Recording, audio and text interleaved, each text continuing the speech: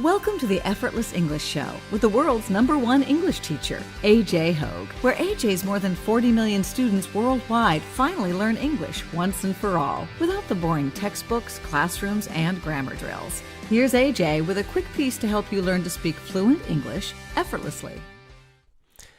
How to be free. How to be free and survive the crash. That's our topic today. 2 parts, really. How to be free. Well, we need to talk about what does it mean. This word is used all the time, overused. Free, freedom. What does it really mean? I'm not talking about political propaganda or anything. I mean, really, in your life, how to be free. What does it mean to be free, and how can you do it? Maybe we should say more free. And how to survive the crash, right? I think we can all see there is at least an economic crash coming, maybe already here in your country. How do you survive when things become really bad economically? So we'll talk about these 2 things and some answers. I'll be reading from a quote from E.F. Schumacher, who wrote a really good book, quite famous book, and we'll talk about that too. So welcome, those of you joining live.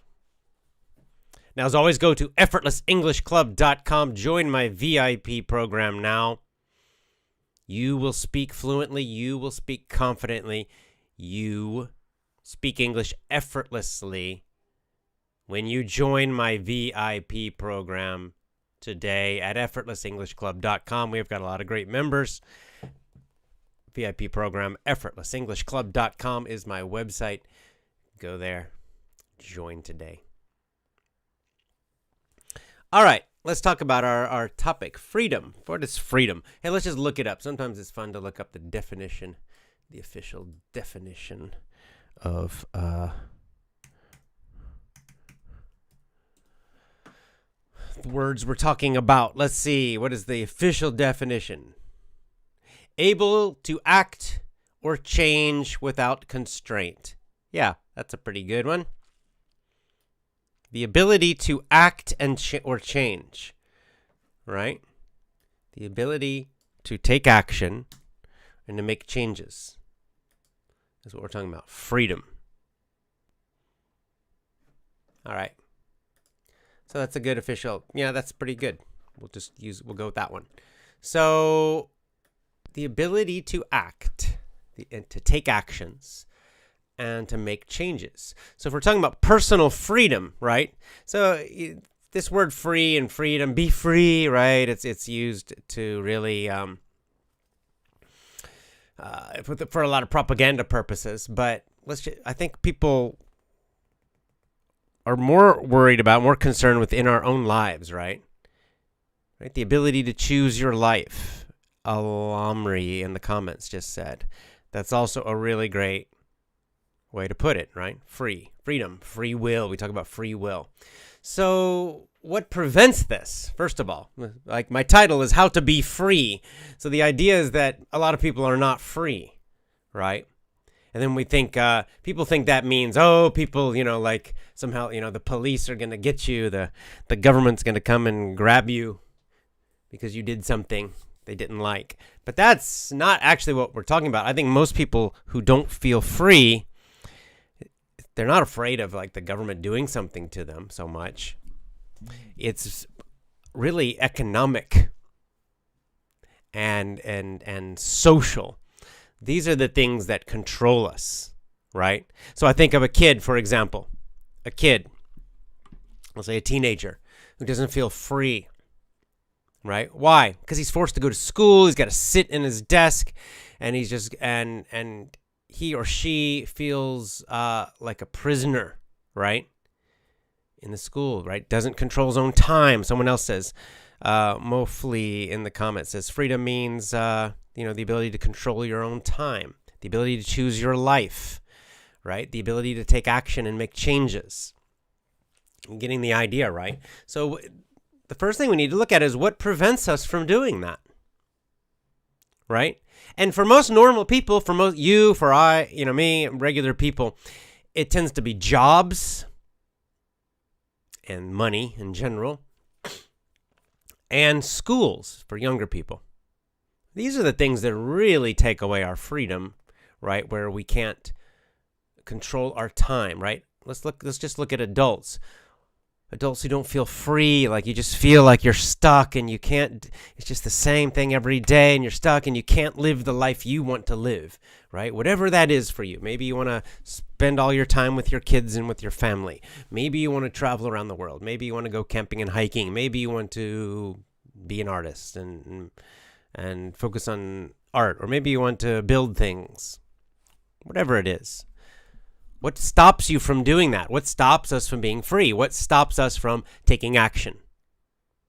What controls our time, right? So we don't have enough time and we don't have enough energy to live the life we want, the life we dream about, the life that we feel is best, right? Really, what prevents it?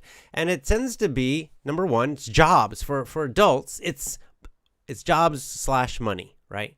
And those two are obviously connected because most people spend, if you're working full time, then how much time are you working? That's 40 hours, right? At least in the United States, a full-time job is 40 hours a week.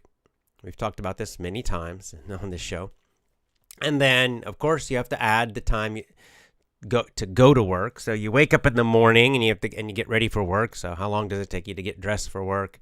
How long to actually go to work on the train or the bus or driving?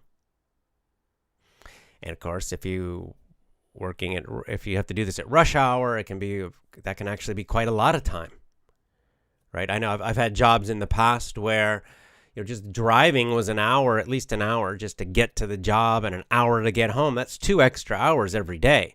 So instead of 8 hours a day, it was 10 hours a day. And then actually, I had a lunch break, but I still had to, still stuck there. It really didn't feel very free, my lunch break. It was a little bit of a break, but I was still away from my house. I couldn't just do whatever I wanted to do. So that was almost another hour, 45 minutes, something like that. So then now that's up to about 11 hours of my day on my work days, right? Times 5, 55 hours a week now. Right?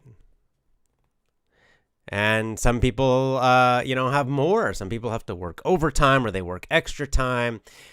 You get the idea, right? It can actually eat up a lot of your time. As some teaching jobs, the teachers have a time in the classroom where they've got to teach. So that's a lot of time. But then they got a bunch of paperwork they have to do. And then they have to plan out their classes. So then again, if you start adding all this up, it can actually be more than 40 hours a week. This is a lot of time, right? A lot of time. So this tends to be the number one thing. Jobs, right? Jobs tend to be the thing that eats up our time. And it's only a problem, of course, if, that's why I'm talking about jobs instead of work. These are two different things, jobs and work. Work is something you do, right? A job is something you do for money, right? Or you're paid by someone to do it. If you love your work, let's say you are an artist, and let's say you make tables, you're a artisan. You make tables and furniture, and you love it, and it's something that you deeply enjoy and love doing. Well, that's different. It's not really a job anymore, right? It's not a job. It's meaningful work. What we might call right vocation. Right meaning correct and good, right? Which is, like Gautama Buddha taught about this, right? So that's a different thing. That we all kind of want that. That when we dream about, when we think of freedom, and we think of choosing, how to spend our days, it doesn't mean you just be lazy. I think most people don't want to just sit around and watch TV all day. That's actually very depressing, sad life. Or even just sitting around on the beach and doing nothing. It gets really boring, okay? So I think it doesn't mean to be free does not mean to be lazy necessarily. It doesn't mean to do nothing. It just means that we choose, right? We have the ability to choose, the ability to act, the ability to change. If you're stuck, If you want to change, but something's stopping you, you're not free. Right? That's the point. What's stopping you? Right? What's stopping you from, if you want to travel, what's stopping you from traveling? If you want to spend much more time with your children at home, what's stopping you? If you want to teach your children at home, homeschool, what's stopping you? If you want to, go do a meditation retreat for a month or some kind of religious retreat, why? Why can't you do it? Let's read a quote from E.F. Schumacher, he wrote the book Small is Beautiful, and we'll talk about that in a minute. We'll connect it. But here's a little quote from him. He says, "The cultivation and expansion of needs is the antithesis of wisdom." All right. Already some big vocab words here. All right. "It is also the antithesis of freedom and peace." All right, good. The word antithesis means kind of the opposite. You could even it's the idea of it's almost like the enemy. Okay? So he's saying that expansion means growth, more, right? To get bigger. The expansion of needs is the antithesis of freedom. Let me say that using more simple words. Okay? It means needing more stuff, needing more things is the opposite of freedom. In other words, the more you need, the less free you are. Needing more equals less freedom. Right? If you need, and this means psychologically, you think you need more. You think you need more money. You think you need a bigger house or more, more expensive phones or more clothes, right? The more you think you need, the less free you are. And this is exactly what Thoreau wrote as well. Exactly. Every increase of needs, this is why. So you think, why? If you need more, why does that make you less free? Need. And he explains why this is true. Every increase of needs. So when you increase your needs, I need this, I need more. Why does that make you less free? Because it increases your dependence on outside forces, which you cannot control. And this increases your fear. Very interesting. So this is getting really deep to the root of the problem of freedom, of not being free, and really of how we are controlled now in the modern day world by the economic system, right? Sometimes it's hard to figure out, like, why is it people? Because we all kind of have an idea that we're not free, that it's not a free society we live in, and we know that people are kind of slaves to money and things and buying lots of things, but how does it work? How does that make you less free? And this is perfect. This is a perfect explanation of how this works. So you need more things, right? You want more things, more. Well, to get those things, that you depend on outside forces. What does that mean? Well, let's just look at just buying stuff. Let's say you want more stuff. You want a bigger house. Okay? I need a bigger house. I need a more expensive house and cars. Well, to get that, you need to make more money. So you depend on a job, right? Now you are dependent. It means you are kind of like a slave to your job or a job, to making more money, right? Unless you already have a massive amount of money, then it's not a problem if you're already a billionaire, I guess. But if you're not, then it means, well, now you're dependent on your job and you can't control your job. You might get fired tomorrow. The economy might crash. All kinds of things can happen. So that you are depending on getting this extra money to pay for all these expensive things. But they can change. And deep down, they can change. You know that you might lose your job. Things can happen. And this creates a kind of fear, a constant fear of losing your job, a constant fear of making less money, a constant fear of losing the expensive things you have.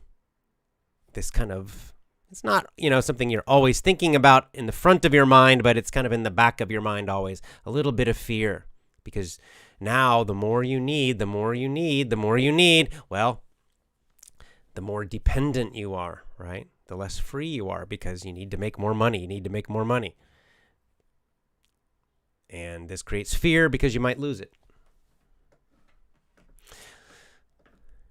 And then he gives, of course, the solution, which is the opposite, which is the solution that religion has taught for thousands and thousands and thousands of years, probably longer.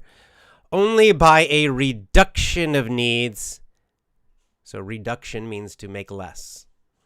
A reduction of needs can promote a genuine reduction in the tension, in the fear, and thus give you real freedom. So by reducing your needs, by needing less, doesn't mean you necessarily have less, it means you need less. By needing less, you have less fear. And when you have less fear, less stress, and more freedom. You can do what you like because you're not afraid to take action. You're not limited. So it's very important, this word need. It doesn't mean you necessarily have to have less. It means you need to, you must need less. Right? This is it's very psychological, right? So, maybe you do live in a house now, but do you need to live in a house? No. If you're happy, if you would be okay living in a tiny one-room apartment that's much, much cheaper, great, right? You have much more freedom. You're not afraid of losing the house. You're not afraid of it, right? So in basic numbers, basic economic numbers, it means spending much less than you make. Okay? Because the less you need, then that means the less you need the job. That means the less money you need to make. And when you don't need to make that money, then you're free to make other choices. You don't have to work 40 hours a week. If you want, you can work 20 hours a week. Right? So this is exactly the opposite of everything we're programmed in. We're programmed to more. Right? That's the media programming, the social programming, the school programming, constantly. More. Oh, you got to get the new iPhone. Why? It's exactly the same as the old iPhone, but it's new. So let's go spend, $700 on it. It's insane. Right? Or a new car. Like, what's wrong with having just an old car? Or even no car? So this is the thing. The less you need, especially material, in terms of material things, but even beyond that, the less you need, the more free you are, because you have less fear. You're able to make changes. You're not dependent, right? You're not dependent on a job. You're not dependent on others as much, on outside forces that you can't control. Like Muhammad Hassanan says in the comments, minimalist is the answer, and exactly right. And so this is where E.F. Schumacher's book is called Small is Beautiful. Okay, small is beautiful. Again, the opposite of what we're taught, where everything we always need newer, bigger, right, nicer, better. And Schumacher's book, as you might guess, says no, smaller is better. And he's specifically talking about economics and businesses. His argument, which is excellent, is that, when things get too big, they lose their humanity. They're not human anymore. They become bureaucratic and horrible and indeed evil. Right? We see this with businesses, where a little small business, like your local small business, I think most of us, quite like that, right? Like there's like a little small coffee shop down the road, and it's owned by a family, and the people, and that's great, right? Little small, right? But when it grows into this giant company like Starbucks, that's making billions of dollars every year, and then they're destroying all these small businesses, and then they, it becomes evil, right? We can see this in every industry, that just the size, because power corrupts. And as these businesses get bigger, bigger, bigger, they get more and more and more and more and more power, more corruption, more evil, right? We can see this with governments, anything, that absolutely small is beautiful in this way, right? And even in our personal lives, right? This is also true, that more is not the answer. You're not going to get happier just by having more. There's a limit. If you're homeless, then some more might be good. Okay? A little apartment might be a nice improvement. But eventually it's too much. Right? People chase, Americans do this all the time. I see this in America all the time. People chasing bigger houses. And it's like, why? What is the point?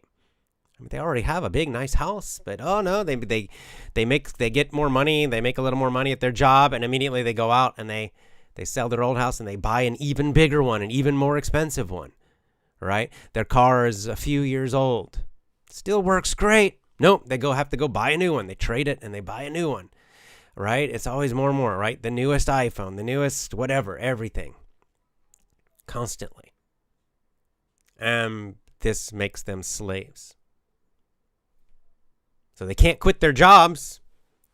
Because they're slaves. They can't, run off and go traveling around the world. No, because they're stuck at their jobs, right? Why are they stuck at their jobs? To pay for all this stuff they bought. To pay for their credit cards. To pay for all these things. This is the main way people become slaves and lose their freedom. And it's when you lose your freedom is when life begins to feel very depressing and hopeless and meaningless. So this is the problem. All right, let's get into our questions and comments. Right, Tanushka White says, there are unlimited opportunities for us in any area. The only obstacles are in our brain, our mindset. Indeed.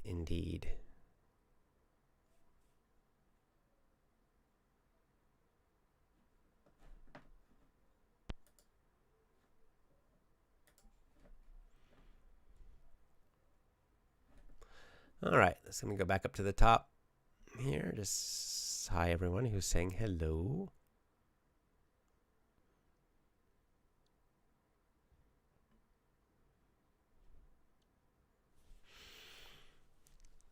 Yeah, I like this. Alamri says, it might also be the power of being free of fear. Nice comment. That's before I read that. So another thing when you're talking about freedom is to be free of fear. And I think that is a important kind of freedom that maybe we don't think about so much, right? Because what does the media show us that freedom means? They give us a really idiotic, stupid view of freedom. It's just like what in movies and TV, it's like, oh, you go out and dance and drink and have sex with lots of people and woo, I'm so free. That's not freedom. That's addiction to lust and greed. It's that's exactly the kind of fake freedom that corporations and the media want you to focus on. But freedom from fear, that's a nice way to think of it.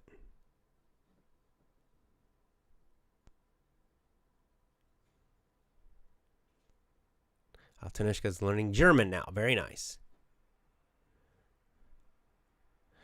And Douglas Akamin says, I live in the Tokyo region. I'd like to meet you someday when I go to Osaka. Yes, indeed. Would love to meet you. Come on over.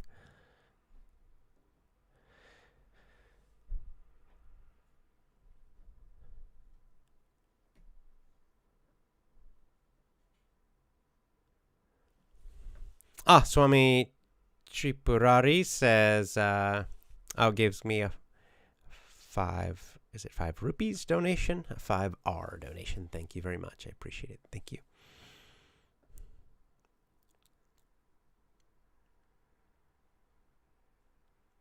Oh, this is nice. Just Yasin says, "Hello, teacher. Nice to meet you. I got a job in the DZ U.S. Embassy. I'm not sure what DZ means, but in the U.S. Embassy in Algeria. And I got the highest score, 72 over 85, I guess, in English, thanks to Effortless English. That's awesome. Congratulations to you. And congratulations for your new job, by the way, at the embassy.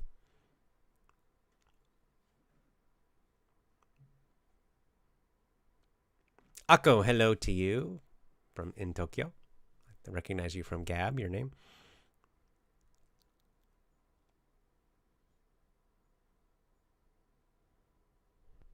Sriracha, good to see you as well. Ikigai. Ken recommends the book Ikigai. I'll check it out.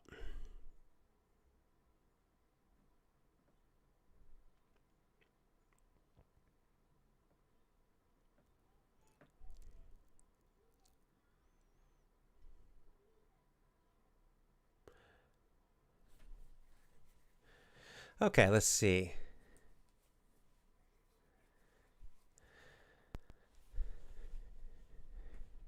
This is a nice way to say it. This is kind of very catchy. Trying to speak English is the name of the profile. It says, being needy is bad. Being needed is good. Nice way to put it.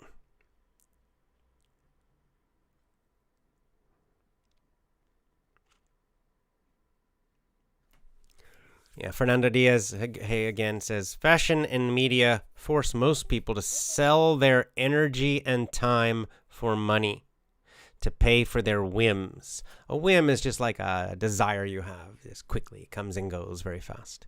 I think we need to become more spiritual to understand simplicity in life. And indeed, I think you're correct, and I think that is the answer. Absolutely. It's to look for meaning, happiness, and it's really the old answers, guys. The answers that have been around for a long, long time. Spirituality, God, family, right? Community. Those three would be enough. Just those three, right? That's where you're going to find meaning and purpose. And meaning and purpose is what will give you the happiness, right? See, the way to look at this is, the lie that we are taught is that happiness equals pleasure. Happiness equals pleasure. This is what most people think, and this is, it's not surprising people think this because, well, there's a few reasons people think happiness equals pleasure, or happiness comes from pleasure. They're not the same at all. And but this is probably the number one belief that motivates people in the world, right? And this mistake is encouraged. This mistake is taught by schools and especially media, TV, movies, everything, advertising, right? First of all, why is this such an easy mistake to make? Well, because pleasure means something feels good, right? Sex is pleasurable. It is. In the moment, it's pleasurable. It feels good. Feels physically good, right? Eating sugar gives you, it boosts up your energy, your physical energy a little bit. It gives you a pleasant, right? A pleasurable feeling physically in your body to eat sugar. Drugs, right? Heroin. I've never done heroin, but from what I've read, from what I've heard, it's acting directly on the nerves and the part of your body that creates pleasure. So it feels fantastic. Why do you think people get addicted to heroin? Why do people get addicted to heroin when we see that heroin addicts, you can see them on the streets in big cities, and they're obviously miserable, right? Most of them end up dead pretty quickly. Why do they destroy their lives and their health? Well, it's pleasurable. Because the pleasure apparently is very, very, very strong and incredible. So this is like the big, big mistake. And it's easy to think that because in the quick moment, right in the moment, now you inject heroin in your body. Oh, I feel great. Oh, this feels awesome, right? Sex. Oh, this feels great. Eating a bunch of garbage, sugary garbage. Oh, this tastes great. It's wonderful. Right? But of course, we know that long term, all these things destroy us. If you become focused too much on sex, lust, it will destroy you. You'll do incredibly stupid things to get it, and that will make you miserably unhappy because there's no meaning in pleasure. There's no purpose in pleasure, and that's where happiness really comes from. Happiness does not come from pleasure. If it did, everyone would be super happy. We'd have a whole world filled with peace and love and happiness if it came from pleasure, because everybody's chasing pleasure, right? Through food, through what are classically called sins. And why are they called sins? Because, again, religions have realized for a long time that pleasure is very dangerous. Why is it dangerous? Because it's bad. It's dangerous to feel good? No, it's dangerous because it's addictive. It's dangerous because of this lie. It's dangerous because it's very easy to make a really bad decision, to get a very common wrong belief that, this pleasure feels good. That's what will make me happy. I just need more pleasure and more pleasure and more pleasure. Then I'll feel happy deep inside. That's not true. And anyone who's tried it knows it's not true. You can look. Drug addicts, are they happy people? No. We all know that. They're chasing pleasure constantly. Why do they drink so much if they're alcoholics? Because it gives them pleasure in the moment. Right? Feels good, man. It feels good in the moment. Drugs feel good. That's why people do them. They don't do them because they feel bad. They do them because they feel good. And they think if they just do more and more and more, if they can just keep that good feeling, that pleasure all the time, then I'll be happy at this deeper level. But we know that the opposite happens. They actually become miserably unhappy and destroy themselves spiritually, mentally, emotionally, and with drugs, physically. Same with food. A lot of people chase pleasure from food. Oh, good tasting food. Ooh, it's wonderful. Yum, yum, yum, yum, yum. Right? And again, so it's pleasurable. So, might as well get more. The answer is more pleasure, more pleasure, more pleasure. So what happens? They become fat and unhealthy. They get diabetes. Go to America if you want to see this. America is a country that is where food is and addiction to food. Gluttony is the word. Gluttony means like uncontrolled desire or uncontrolled addiction to food. America is a gluttonous nation, right? Gluttony is like the official religion of America. And are these people happy? No, they're unhappy. They feel terrible because in between eating, they feel terrible because they're fat and they have diabetes and their joints hurt and everything. They physically feel awful. They get more as they get older. They get more and more physical pain. They get less and less and less and less and less happy. So this is a very important idea that you need to understand. Pleasure does not create happiness. Happiness is, if we're talking about happiness being a deeper feeling of joy and goodness, peace, freedom from fear, these are all parts of happiness. Pleasure does not give you those things. What does give you those things? Meaning, purpose, faith, right? And what gives you meaning, purpose, faith? God, Dharma, family, love, right? Not more things, not more physical pleasures. So this is and so what has happened is, in our modern world, they have destroyed, right? You can look into who they are. But they have created a war against right? They are at war. The media, the governments, the corporations, and those groups that work for them and control them are at war, right? It's a war against religion. It's a war against family. Why? Because they know that if you're happy and peaceful, focusing on purpose and meaning, well, you don't need to buy a bunch of stuff. You'll be too free. You won't listen to them. They won't have power over you. So they attack those things, and they constantly pushing this idea of pleasure. Look at just look at any TV or movies you watch, and when they see you, they're constantly showing people dancing and drinking and sex constantly, and this is the right, and this is the answer to happiness. Every romantic comedy, right, or just romance movie, right?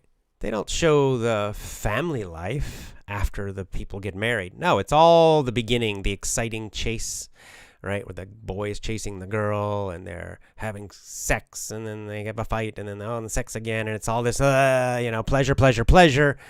But they don't show the joy and happiness of a happy marriage and happy family and children and all of that. In fact, usually the opposite. They try to show you that they in most movies, Hollywood movies, you're going to see that they show children are annoying and difficult, and marriages are unhappy, and all this kind of stuff, right?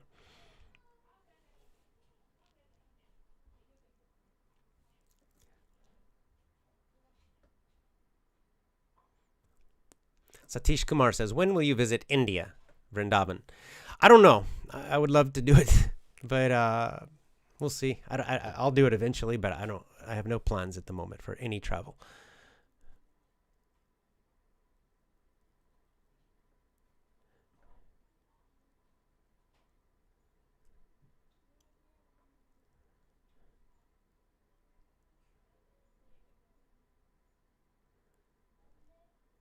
Oh, Bertalan says, I will travel to San Francisco from Hungary in December. Are you still there? No, I'm in Japan. Sorry. But have fun in San Francisco.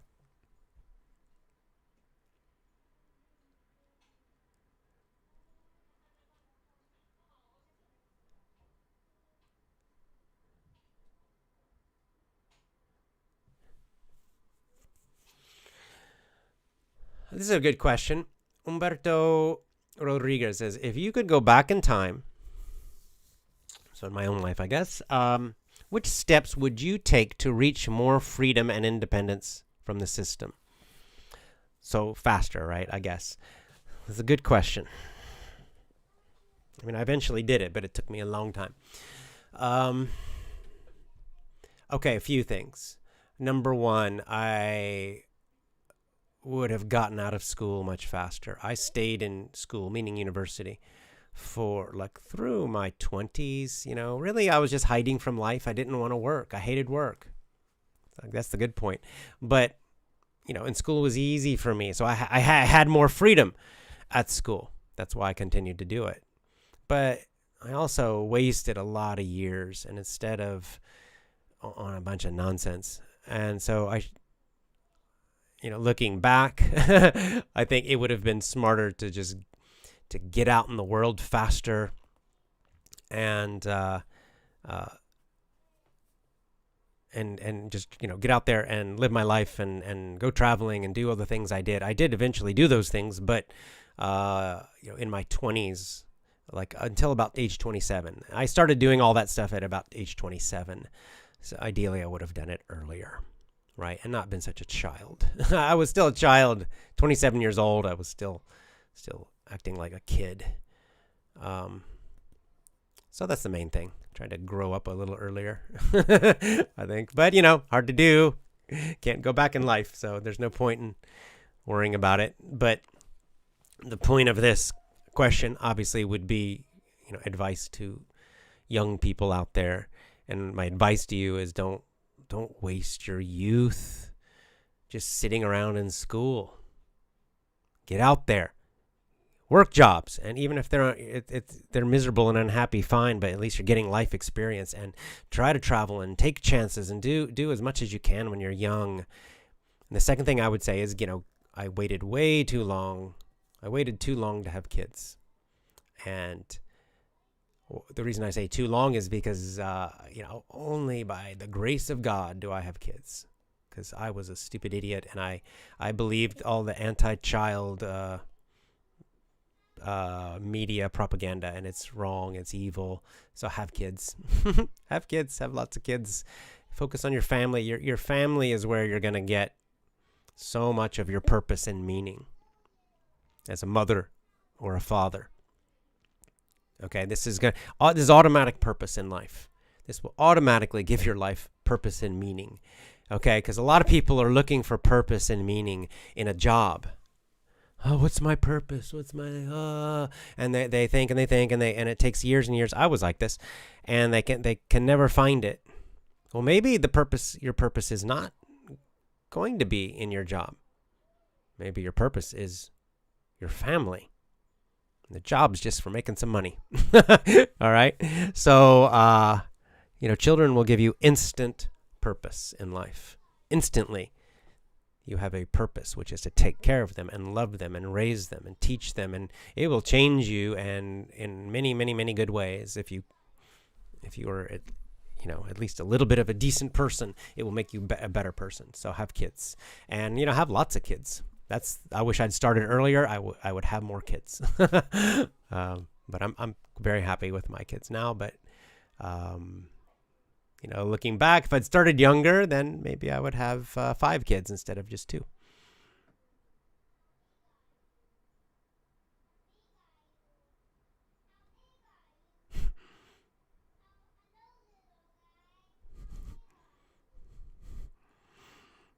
I can hear my kids right now.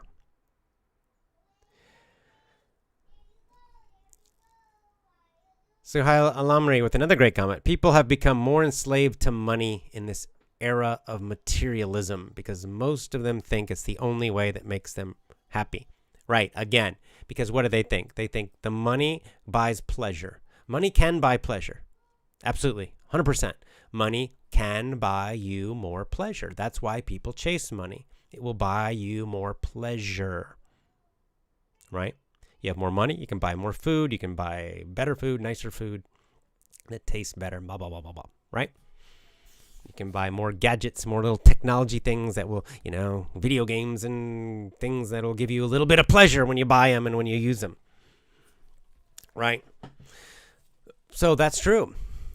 You can buy more alcohol, you can buy more stuff, which will give you more pleasure. And people think that will then give them more happiness. This is the big mistake. They think that more pleasure then will create, if I just feel pleasure all the time, then I'll be happy all the time. But you won't. You'll be less happy. And this does confuse people. It confuses you because you think, well, that doesn't make sense. Like, why? Because, sex feels good, so more sex will make me more happy, right? Nope. It'll make you less happy. Food tastes good. Oh, it's nice to eat some nice food. I love pizza. So eating more and more pizza, that'll make me happy, right? If I just eat pizza all day, every day, it won't. And in fact, as we know, one of the problems with pleasure is that, and why things are addictive, that we get less and less of it, right? So let's say you love pizza. I like pizza. So you eat pizza once a month or once a week even. And it's very pleasurable. You enjoy it. But if you eat pizza breakfast and lunch and dinner every single day, what will happen? After a few weeks, actually, you'll get less pleasure. You'll enjoy it less. You get tired of it. Your tongue, your mouth, everything. You get used to it too much. It's not as pleasurable anymore. So this is the other problem with pleasure, and one of the reasons it makes you less happy eventually is that it becomes less and less and less and less and less pleasurable, the same thing. And then you try to do more and more and more and more. So you're constantly chasing more and more and more for less and less and less pleasure. Right? This is kind of the definition of addiction. That's exactly, we see it with drug addicts, but we don't realize this is also true for all other pleasures. All pleasures are like this. It could be food, it could be sex, it could be anything else. They're all the same. They're ultimately unsatisfying. Right? In tiny controlled amounts, disciplined amounts, Totally fine, eat a piece of pizza and enjoy it. Nice. But it's not going to give you great happiness in life, okay? Just be grateful for it and then let it go. It's not the focus of your life. It will give you no purpose. It will give you no meaning. It will not give you happiness.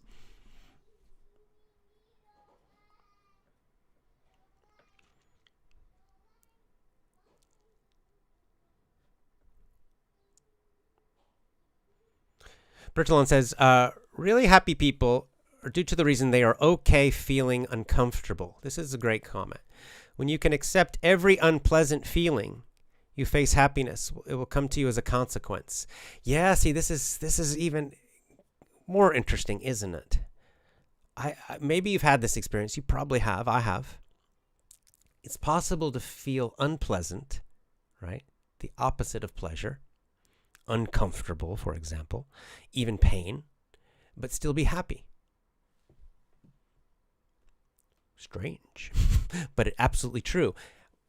And how is this possible? Well, when the pain has purpose, when the pain or the discomfort has meaning, it can actually make you happy. You can see this very basically in a very simple way, just in exercise. I'll use jujitsu because I love jujitsu as an example. So in jujitsu, I'm practicing jujitsu. Let's say I get into a position, somebody's smashing my face with their shoulder, right? It's uncomfortable. Doesn't feel good. It's unpleasant. It's not pleasurable. It's the opposite. It's painful, somewhat painful, physically painful. And yet, I'm enjoying it. I'm happy training. Why? Because I have a bigger purpose. What's my bigger purpose? To improve as a fighter, to become tough, to challenge myself. There's all these other reasons I'm doing it. So that difficulty is part of it, right? The same with runners, right? When I was a runner before, I would be running a marathon, and I'm at mile 20. Oh, I'm going up the hill, and my legs are in pain, and my knees are in pain, and my back hurts, and up a hill. Oh no, I'm exhausted, and yet happy.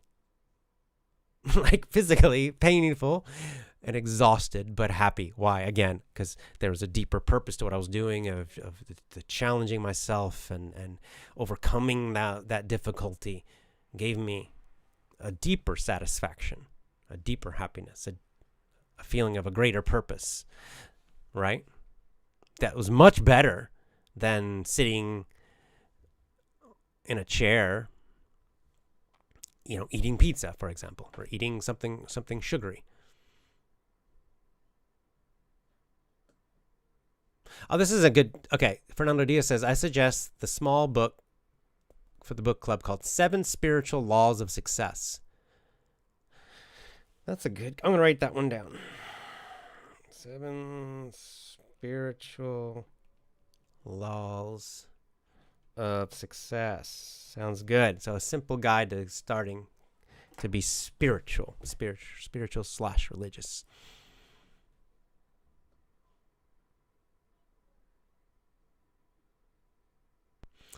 Sylvia says, do you live in a small room, AJ? Yes, I do. If you do, are you comfortable? Yes. Yeah, much. Yeah. I could buy a giant house. I could buy, easily especially in America. I don't know about Japan. But I could easily buy a huge house with 10 rooms or something if I wanted to. But no, we live in a very small apartment. Very small. Tiny. I like it. I think it's better, especially with children. So we have a living room, a kitchen, and then this tiny room here, which is my office. That's it. That's our apartment. And they're all 3 small rooms. But you know what? I think it makes us closer as a family. Because, my children can't run and hide and hide in some room somewhere. Of course, they're pretty young now. But even when they get older, we're together all the time. We all sleep in the same room together on the floor, right? We all sleep in the same room. We're always together. We're very, very close, right? Where I remember when I was a kid, my family had, not super rich, but they had a pretty big house. And I had my own room down in the basement. And when I was a teenager, I would just hide under, under under the basement, in the basement. I'd hide in my room, close the door, and just separate myself from the rest of the family. And that was not good. It hurt my relationship with my family at that time.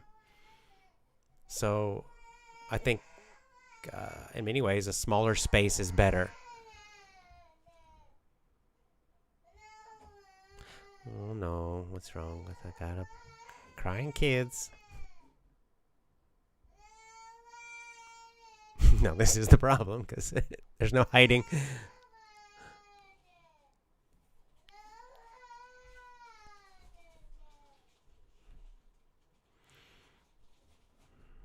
Khalid Al-Wali says, making others happy makes you happy.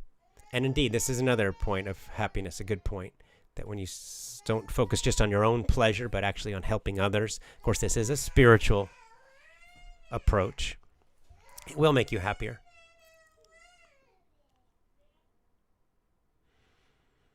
Akon says, thanks to you, AJ, I finally obtained a new job. I listened to your podcast, How to Change Yourself Forever, many times. Thank you. I appreciate it. You're welcome, Akko.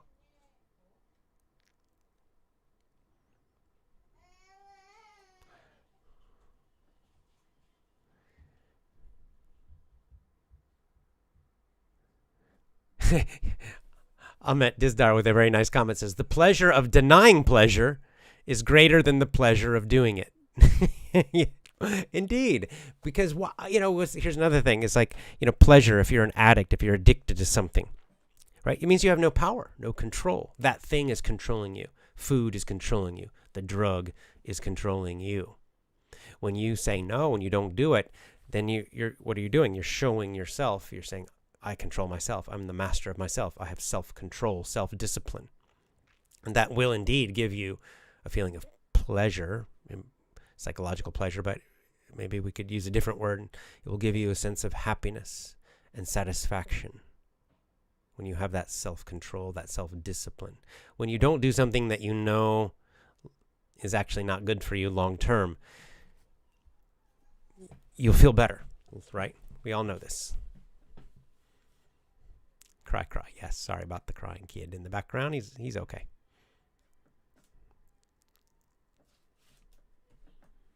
James Smith says, is addiction to video games also a bad habit? You live in a country where people like to play video games. Yes, it is. I would say yes, it is. Video games are not much better than TV or any other media. It still makes they're a little more active, right? Because you're actually using your brain, and I've played around with video games a little. But, in the end, they're not going to give you any kind of satisfaction in life. Better to go lift weights or go for a run or do something else.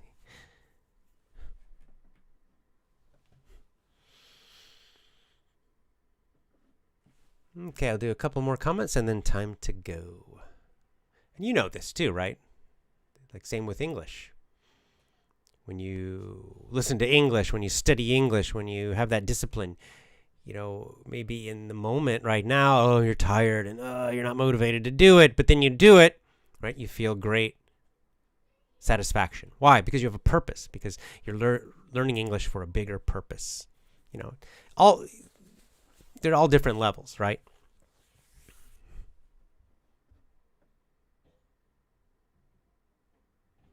Lupita says, AJ, thank God for your existence. I'm going slowly but consistently in my English courses. Going slow but consistent.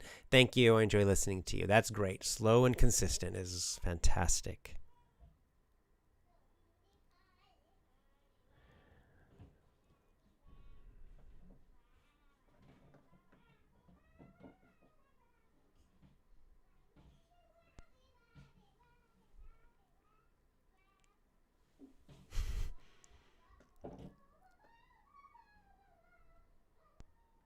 All right, you're seeing there. Any more comments? Junk food is also a pleasure which harms our mind and body, says Satish Kumar. Exactly, and that's probably one we all, right? Hopefully you're not drug addict. Probably not many drug addicts listening to this. But on the other hand, most of us battle with food, right? And again, this has been made worse, right? That our processed food now, the food that we see in restaurants and grocery stores, a lot of it is now, it's made to be more addictive, right? They add sugar. They add not just sugar, but the kind of sugar they add, high fructose corn syrup, right? Certain kinds that are even more addictive and even less healthy than just regular sugar. So it is a battle. It's always a fight. And, it seems like all of modern society, all of the modern world, the modern economy, all of it is designed to make us addicted. It's all focused on pleasure, to addict us with pleasure and then control us with fear.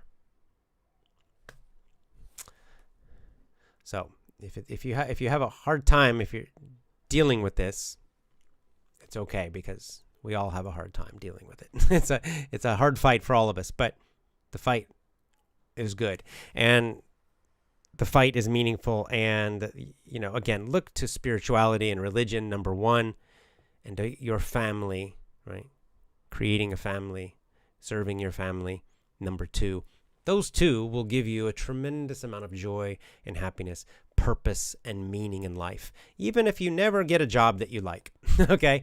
I would say, in general, for most people, do not look to a job for purpose. Do not look to a job for meaning.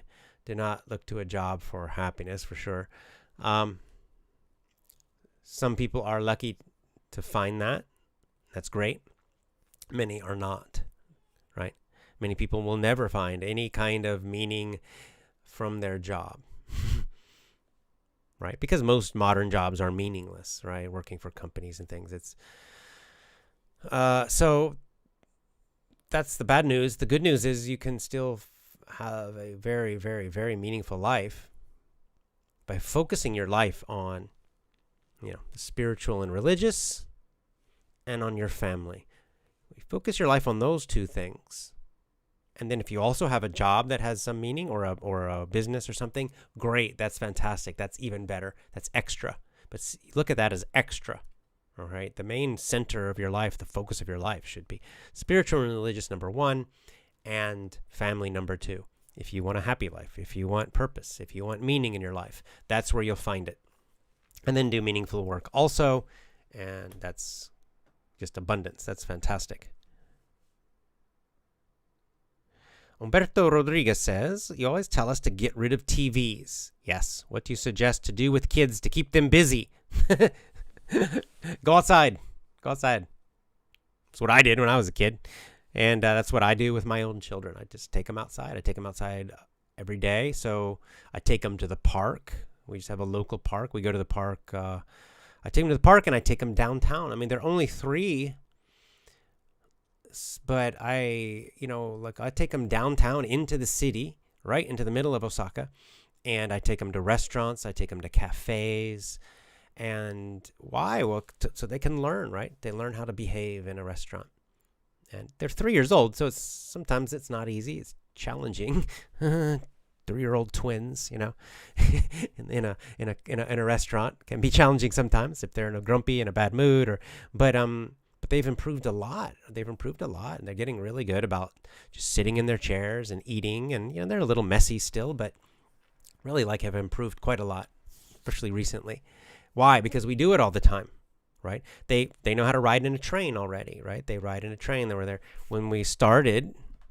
I've been doing this for a long time, but let's say a year ago, they'd get on the train and they would just climb out of the chairs and try to run around all over the train. It was very stressful. I'm chasing them around everywhere. But now, because we do it not every day, but almost every day. We do it all the time. So now they know that they sit in their chairs on the train. They're very well behaved. They just look out the window. And so get out, take your kids outside into the real world, right? And of course, not just the city. I take them. There's a park downtown, so we always go there. And then I take them to the playgrounds and the parks near our house, where we play in the trees and we look for bugs and we play on the slides in the playgrounds and dig in the dirt and look at the ducks and the turtles and all that kind of stuff. So take your kids outside. That's what you should do. If you get rid of your TV, and take them outside, to get out in the real world. And as they get older, of course, you can do even more stuff. As they get a little bit older, you can start to actually study things, right? This is homeschooling. Bugs, like for example, in the summer, we were collecting cicadas. We were catching those big bugs, cicadas. And we'd catch them and look at them, and then we'd sometimes watch videos or read about them and learn a little bit about the cicadas, and the kids loved that. They got really excited. We've done that with a few different kinds of bugs. We were collecting acorns recently from the oak trees. We were looking at leaves of the different trees. I mean, there's so much they can learn about out there, and this is the fun part with kids as they get older, is that, of course, as they get older, you can go deeper and deeper and really learn about more difficult things or complicated things, right? At the young ages, a lot of it's just looking at things and like looking at bugs and plants and exploring and digging and feeling and touching and learning some basic things. And then as they get older, you can actually study. You can go deeper, right? You can study about insects and not just cicadas. You could just learn about insects in general, and that goes into biology, zoology, that kind of thing. You can study about plants. You can start studying about businesses. If you live so even if you go downtown into a city, like, okay, so let's say you go to a restaurant. We go to a restaurant and they like a certain kind of food. Well, you could try to learn about that food. Where does the food actually come from? It doesn't come from a restaurant. It doesn't come from a store. It's grown somewhere. It's the farms. So start learning about farms and where does this food come from and how do they cook it. You could learn about cooking. You can learn about business. The restaurant obviously is a business. There's so many things. You can go in so many directions, right? Endless learning. And kids, the great thing about kids, if you encourage it, they will be asking you endless questions. My kids already drive me crazy. They make me crazy because they're constantly asking me questions. Why? What's this? Why? So it's very easy. Just follow your kids' questions and you'll never get bored. You'll always have something to do. And right now we're doing something. I'll have to show you this. Maybe I'll do a show about it. We're making something called pomanders, which is, we found it in one of the kids' books. And it's this old thing they used to do in America, maybe other countries. I think Europe, actually, too. It comes from Europe, I'm sure. Where they have apples, and then you get cloves, the dried cloves, and they stick them into the apple all around. And then it smells really good, and it smells really good for, I think, a long time, like years. Anyway, when we finish it, I'll show it to you guys next time. But that's just an example. They were reading a storybook, and I like to read old books instead of new ones, so older. And it had this thing in this book. It talked about making a pomander, right? These apples with the cloves. This is something people used to do, I guess. And I said, well, that sounds easy. Let's try it. Let's make one. We can buy cloves. We can buy an apple. Let's make one. And we're actually made two. They're in the kitchen now. They're almost done. All right, let's see. Wellington says, we in Brazil are fighting for freedom. However, we're living in a dictatorship of our judiciary. So I've heard. Well, keep fighting the good fight, guys. It's an endless, never-ending fight. And if you start getting into the political side, it never ends. So, but in our own personal lives, we can certainly, it starts in our personal lives, right? In many ways, it's, if you think about it, to just fight the political fight and to be focused on the political thing, right? The people at the top, you have very little control over that. If you ignore your own personal life, that's not good. It's totally fine, of course, fight for those political freedoms. That's great, but don't ignore your own life. If you're a slave in your own life to your jobs and to TV and other things, then political changes won't help you at all. So free. This is what Gandhi said. Become the change you want to see. What he's saying is free yourself first, and as you become more free, then you can focus on the bigger picture if you like. It becomes easier to do.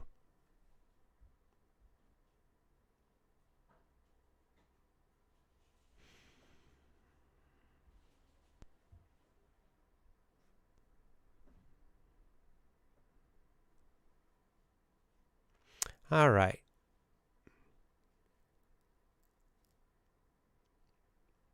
I think about finished.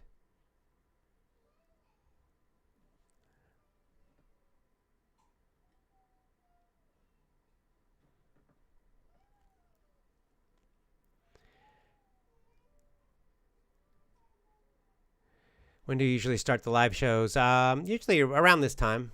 I'm only doing about once a week right now.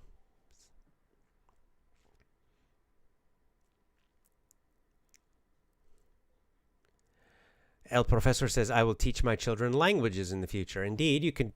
That is one thing you can certainly teach your kids when you teach your own kids. So this is another great example. If you're sending your kids away to have strangers, government employees or other people, teach them, you're not free, and your kids certainly are not free. So do that. Focus on that. Become free in your own life as much as you can. And yes, and then of course fight for freedom. But look, democracy is a joke, okay? Voting is totally corrupt and it's meaningless. It doesn't matter. Okay. I think we can see that. Democracy is a lie. So focusing on that. They want to keep you focused on that. They want you to focus on things that you have no power over. Right? That's what they want. So free yourself. The number one way you can free yourself, the number one way you can bring down, these people at the top is stop cooperating with them. Stop cooperating with them. Right? People complain about the school systems, for example. This is, for example, in America. Oh, in the schools, and they're teaching all this insane stuff about, like all this sexual stuff and this crazy evil stuff to the kids. Oh, and they complain, but they still send their kids there. They're still sending their kids to these schools to learn this garbage. They complain about it, get all angry, but they still send their kids. What the hell? Okay? Stop cooperating with it. Don't cooperate with evil. Don't send your kids there. Then, you know what? I complain about schools. I attack the schools because I know they're evil. But in my personal life, I don't really complain about them because it doesn't affect me directly. Right? Because I'm not going to send my kids there. Right? Stop doing that. Stop doing that. Right? Stop participating. Stop cooperating with evil. Stop cooperating with your enemies. At the very least, stop cooperating. And again, this was Gandhi's number one strategy, which he called non-cooperation. Right? That was his whole point. Okay, his very simple point, which he taught to people of India, was, okay, if you don't like the British, stop cooperating with them. You don't need to kill them. You don't even need to kill them. You don't even need to fight them. Just stop cooperating with them. Don't give them money. Don't do what they ask you to do. Don't follow their laws. Don't obey them in any way. And then they have no power. And then they will leave. And that's what happened.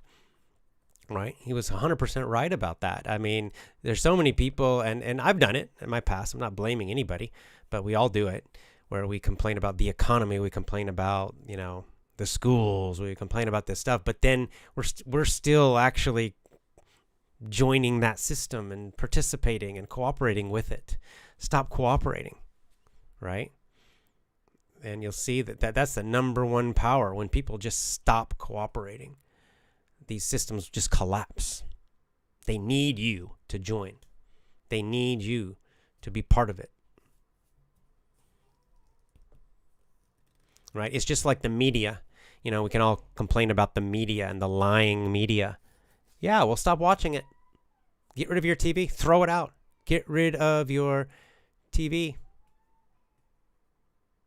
And then, like, the lies have no power over me. I don't believe any of that garbage anymore because I don't watch it, right? It changes every year or so. The newest thing. It doesn't matter whether there's a virus or a war or this or that. But if you don't watch it and you don't listen to it, there's no power. It has no power over you. All right?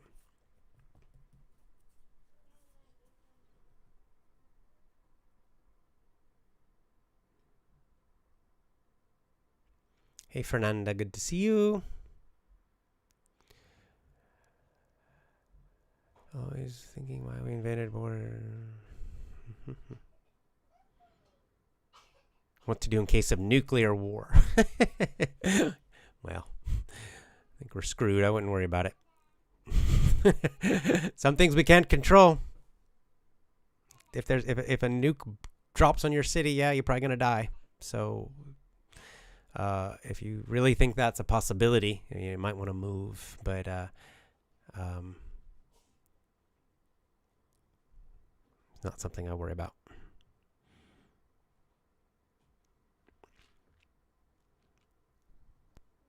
Kat says, I'm just here wondering, is it really tough to break free from the system immediately?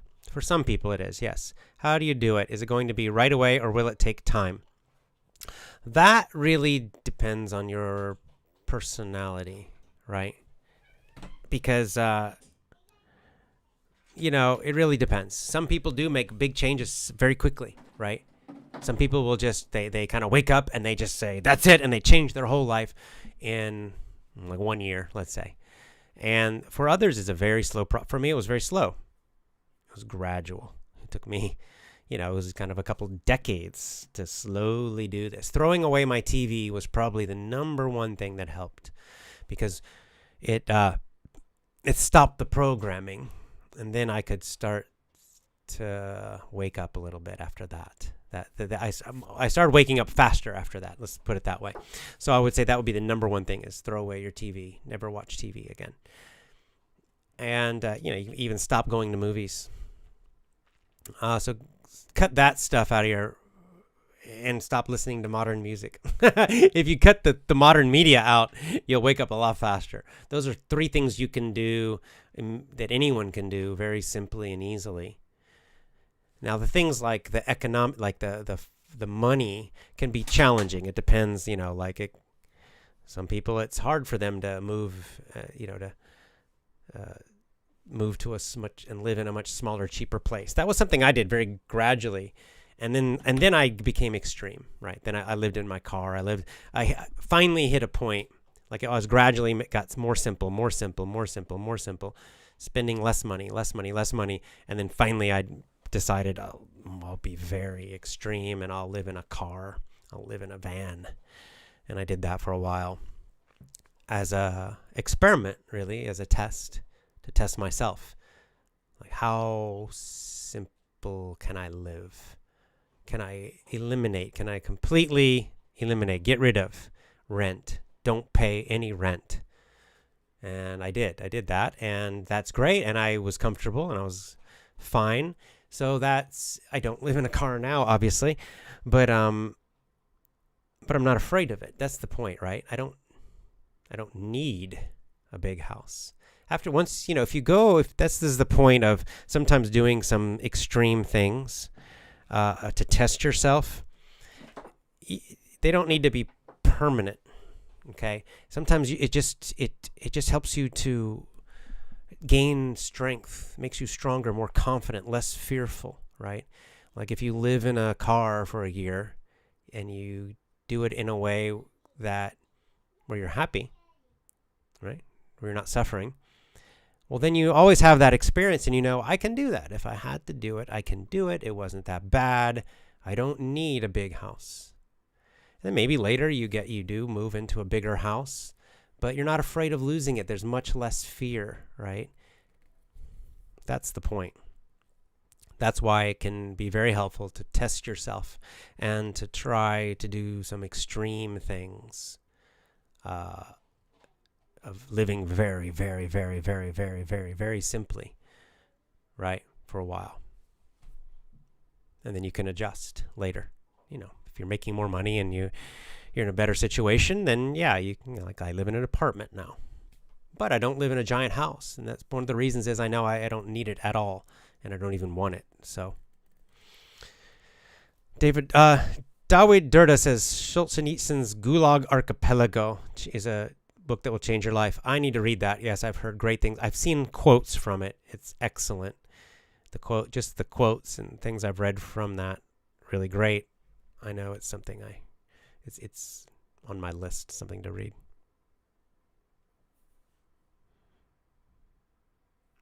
Yeah, like Fernanda says, read books instead of watching TV.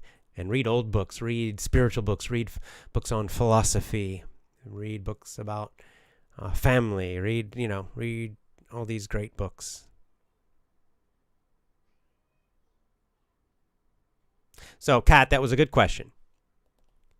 And do you do it? Do you break free quickly or slowly, gradually? Either one. Up to you. It's like people it's like jumping into cold water. Do you slowly walk into the cold water and get used to it, or you just jump in? You can do both. Either one's okay.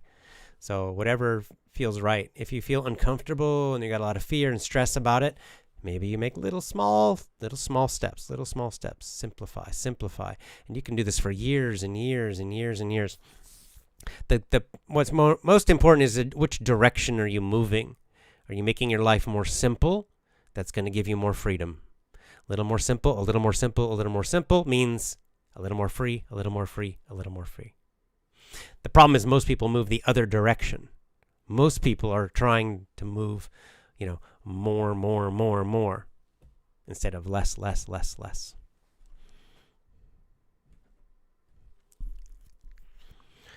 Rodrigo says, talk about Bolsonaro and censorship in Brazil. Look, I don't know all the details of the Brazilian system and all that, so I can't talk intelligently about it.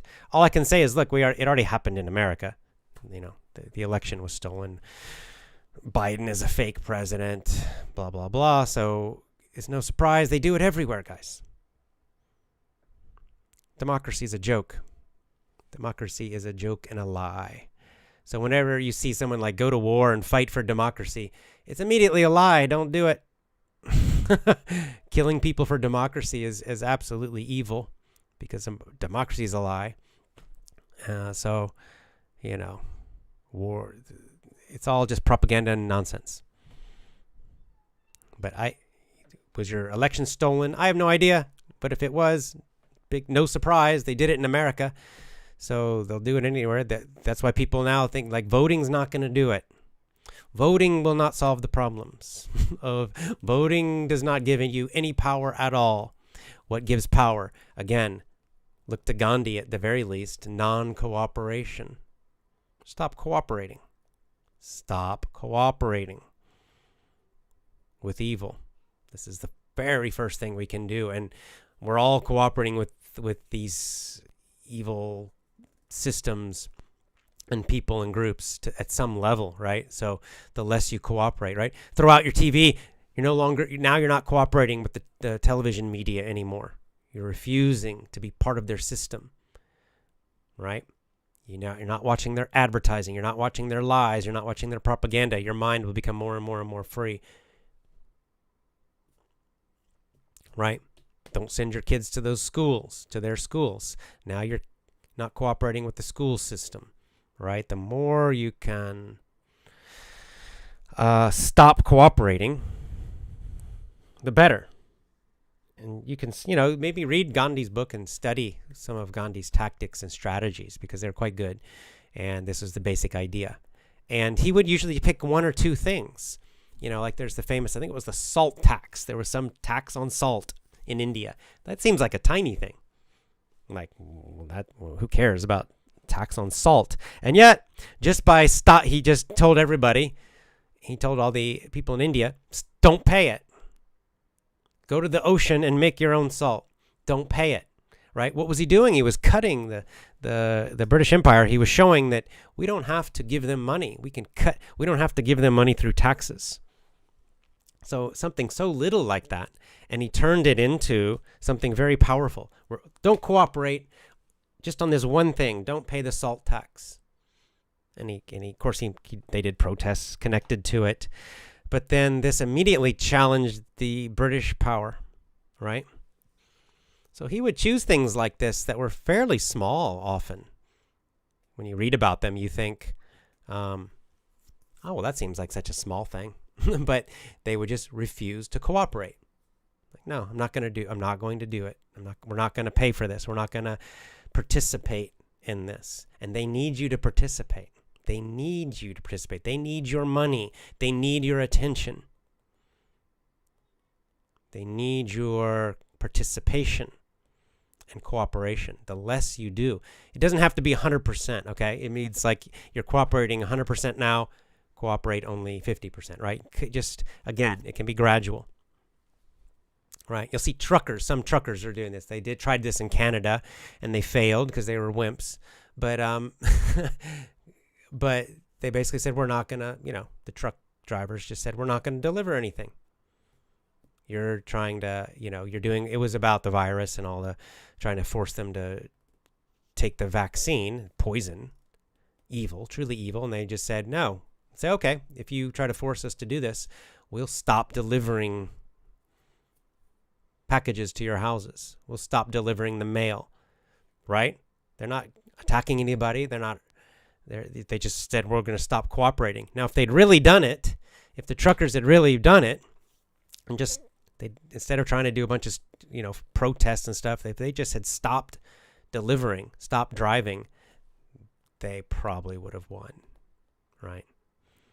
They still didn't, it probably wasn't useless. They got a lot of attention. Maybe, I don't know, Canada's again, another fake democracy. But it was a great example, right? This idea.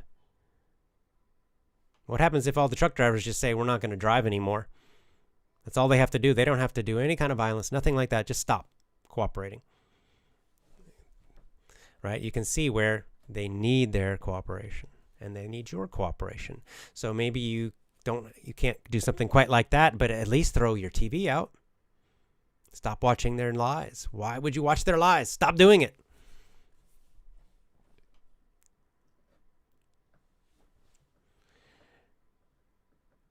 Okay, I think we're about done here.